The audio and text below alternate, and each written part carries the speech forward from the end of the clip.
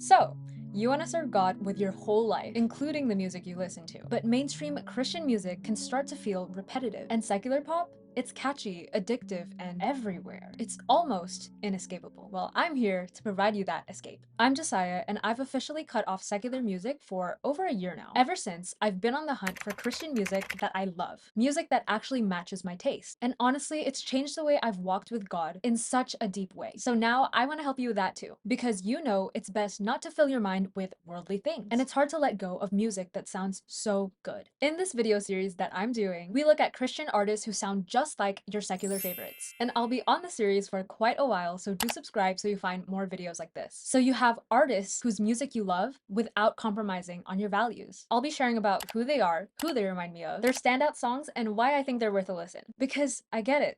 Finding Christian music that fits your taste takes a lot of effort, and that's why I'm doing the digging for you. Through this series, I hope to make your transition from secular music and to worship music smoother, more fun, and more exciting. Because I truly believe that Christian music isn't boring, no matter how popular a belief that is. And through these videos and these playlists that I've created for you, link in the description, I hope to prove that to you while helping you walk more closely with God. Now, thank you again for all of your comments. This truly is a community project, so keep sending in your favorite Christian artists or secular artists that you want replacements to. I'm constantly updating the playlist with your suggestions and researching for future videos. And this depends on your input because we're in this together. Now let's get into it. I hope you enjoy part 3 of the pop girlies of Christian music. The very first artist that I have for you today is 𝐿𝐻𝐻. If you love 𝓿𝐵, you will love Emma. She might genuinely be your new favorite discovery in the Christian music space. Because while much of her discography leans into more of a powerful contemporary vocal style, there are a few gems that beautifully capture 𝓿𝐵's signature style. Gentle, elegant,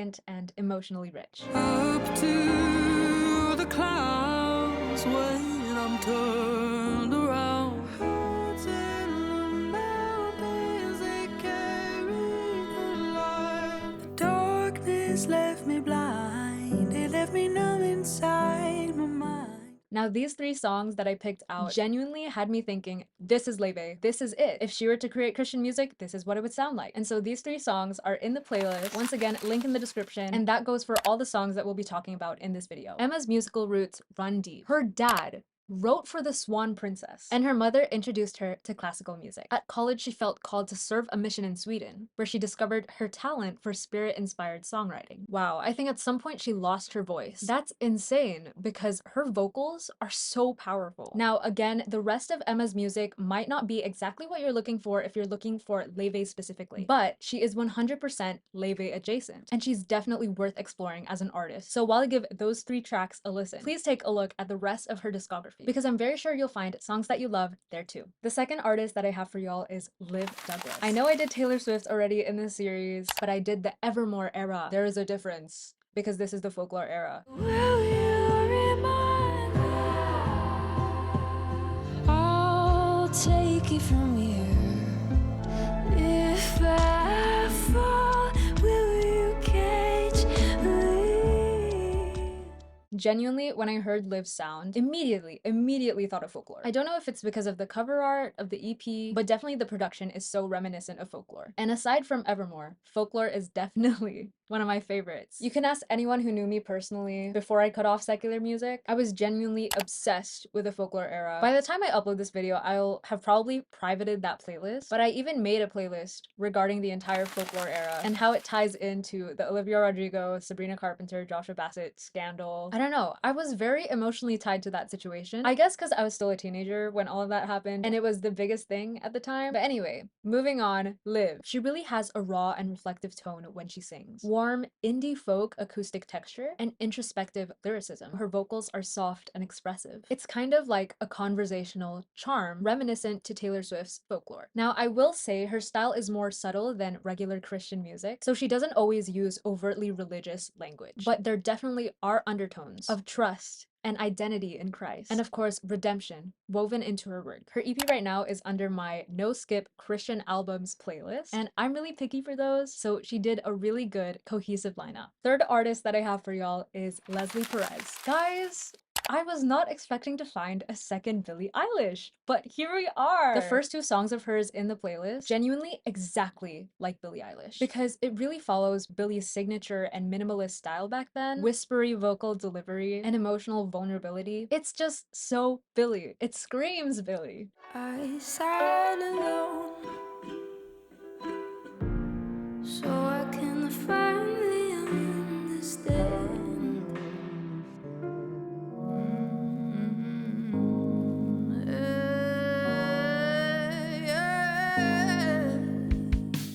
Still, I think her work now is a lot different from where it started, because while her earlier work leans more heavily into Billie's signature style, a dark pop aesthetic, her more recent tracks explore bolder production and a more dynamic vocal presence, showing off her range and emotional power. And I've only listened to a few of her recent songs, but truly they are powerful. I think you can tell how much she's growing in confidence and experimenting with her style. Now, she discovered her gift for singing at church just at 11 years old. Drawing inspiration from Amy Winehouse, Adele, and Alicia Keys, she's developed a rich voice that blends R&B, soul, and pop. Yeah, do give her a listen because what she does is insane. The fourth artist that I have for you guys today is 𝐤𝐻𝐿. She is truly one of a kind, because in trying to find a Charli XCX in the Christian space, I could only find her. He's got perfect timeline.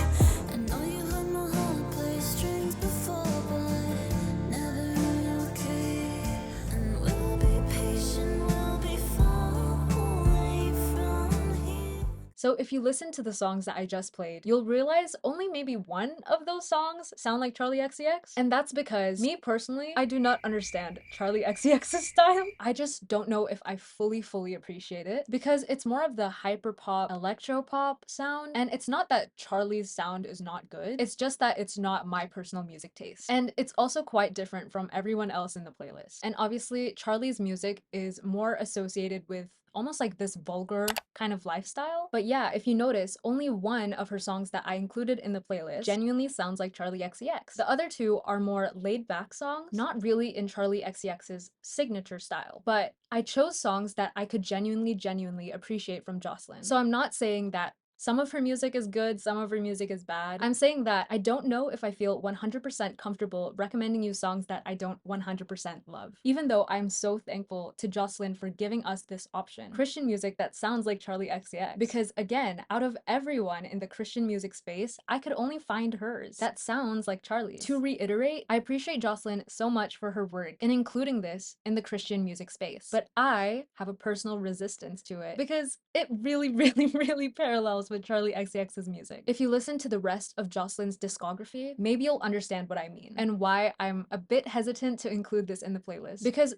also, Charli XCX has such a signature sound that it's really hard not to distance myself from Charli XCX while I'm listening to this Christian song. But yeah, I will say, with finding Christian songs that sound like your secular music styles, it is super important to practice discernment. So I encourage you to do that with 𝐤𝐻𝐿's music and the rest of the girls that I'm talking about today, because this is, at the end of the day, a matter of pleasing God. But yeah, the 3 tracks that I did include in the playlist and in this video, I did genuinely enjoy, even if it's less like Charli's sound. 𝐤𝐻𝐿 grew up immersed in her faith, and in recent years felt called to use her musical talents as ministry. When she released her Missing Rib EP, it marked a significant step in blending heartfelt worship with contemporary pop and urban influences. Truly, she is not afraid to blend genres together. So I really applaud 𝐤𝐻𝐿 for doing what she's doing and giving us the option of this genre of music. And truly, if you listen to the rest of her discography, she sounds exactly like Charli XCX. I don't know if vocally she sounds the same, but the production is simply identical. So yeah, do check her out. And once again, practice discernment. So the last artist that I have for you guys today is Maddie Moon. She really reminds me of Clairo. So if you're a fan of her dreamy bedroom pop indie style, Maddie Moon is for you.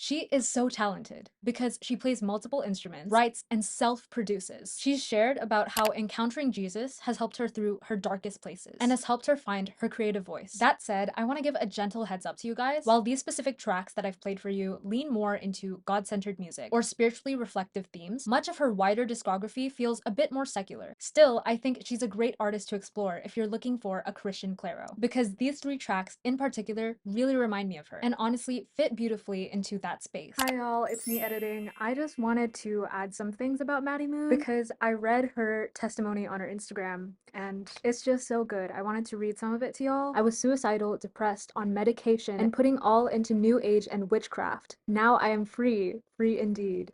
Jesus loves you so much. Yeah, I just wanted to put that in because I realized I don't think I talked enough about her testimony. It's just genuinely so amazing what Jesus has done for us and what he's done for her. I'm so glad that she managed to experience Jesus and come out of that because it's such a tough spot to be in. And I'm so glad that now she's dedicating her music to him. So yeah, like I was saying in the video, a lot of her wider discography feels a bit more secular, but I think it's because more of her new music is about Jesus versus how it used to be last time. So yeah, hopefully we see more music from her that pleases the Lord and glorifies him. And that was part 3 of the Christian pop girlies. I hope these artists help you swap out your favorite secular artists so that you can have music that sounds amazing but is still pleasing to the Lord. Because at the end of the day, we're not just changing our playlists, but we're changing what our hearts and minds are set on. And that includes what we listen to. So what do you think? Are there Christian artists you think are better fits? Do drop your suggestions down in the comments. I'm always learning from you guys, and your input helps shape the series. Now, of course, these artists might not be perfect replacements, but I really hope that introducing you to them make your transition from secular music to worship music a lot smoother. Once again, your comments and recommendations really help this series, and I'm constantly updating the Spotify playlist according to you guys' suggestions. So thank you so much for being a part of this mission. I could not do any of this without you guys. Which brings me to the comment of the week. From my last video, Liv says, "Hi Josiah, I really hope you get to see this comment. I'm Liv, and since I was 10 years old, I loved the pop girlies. Ariana, Sabrina, Taylor, Olivia, Dua Lipa, and Madison Beer. My parents have always been strict with this secular music thing. And when I started middle school, I started feeling kind of excluded and weird because all of my other friends listened to secular music. So I started exploring the other part of Spotify and I fell in love with it. I got amazed by Ariana and the other pop girlies, so I left out Christian music. Of course, my parents didn't know and I started feeling anxiety, lust, and a bit of depression. And when my mom found out, she deleted my Spotify and it got a bit worse. And to this day, I'm trying to stop listening to them, but it's so hard. And when your first video came up some weeks ago, it was such a blessing. Thank you so much. Like I said, I'm still trying to let go of this, but I also now listen to these amazing Christian artists. I still listen to Ariana because she's still my favorite artist, and I love the recommendations you gave me, but it's not the same thing. But I pray every day so I can let go of this. My heart is still healing. But again, I still don't know how to thank you. I'm obsessed with Thorns by Katie Nicole. Now I have some recommendations and requests that could really help you in your next video. I'm going to pin this comment in my last video so that you guys can check out her recommendations as well, because I've looked through some of them and they're really good. But yeah, she ends off her comment by saying, "Thank you so much if you saw this. I really do hope you see and reply, please. You're such a blessing." Now, I'm gonna do you one better. I'm gonna make you comment of the week. But yeah, thank you so much for your comment, Liv. I'm so honored that you decided to share your story with us. And Liv, I completely understand where you're coming from on how hard it is to cut off secular music because you genuinely fall in love with these music artists. For me, it was really hard to cut off Sabrina Carpenter. She was my favorite artist for a very, very, very long time. And so I completely get how you feel. I'll definitely be praying for you so you can cut off this music that causes you lust, depression, and anxiety. Because for sure, those were the exact same side effects that I had. And now because of your comment and many other comments that I've received, I've realized a gap that I have to fill for you guys, which is that while a majority of you understand why we're doing this, trying to swap out secular music for Christian music, there's still a fraction of people who don't fully comprehend why. And so I settled on this. For every few episodes of this video series, which I'm not stopping anytime soon, by the way, I'm going to do one video that argues why we should cut off secular music and why it's so important to do so in our walk with God. Now, once again, I'm not stopping this video series, so please continue to give me suggestions of Christian artists that you love and secular artists who you want replacing. But yeah, I just wanted to let you guys know that I am planning to do variants of these videos. So hopefully you will fully and completely understand where I'm coming from on why we should cut off secular music. Now, before I go, if you need a reminder to keep your heart fixed on what matters most, I made you these posters, which you can either check out in the description or the link here and here. Now, I will see you guys next week. Stay rooted in Christ and God bless.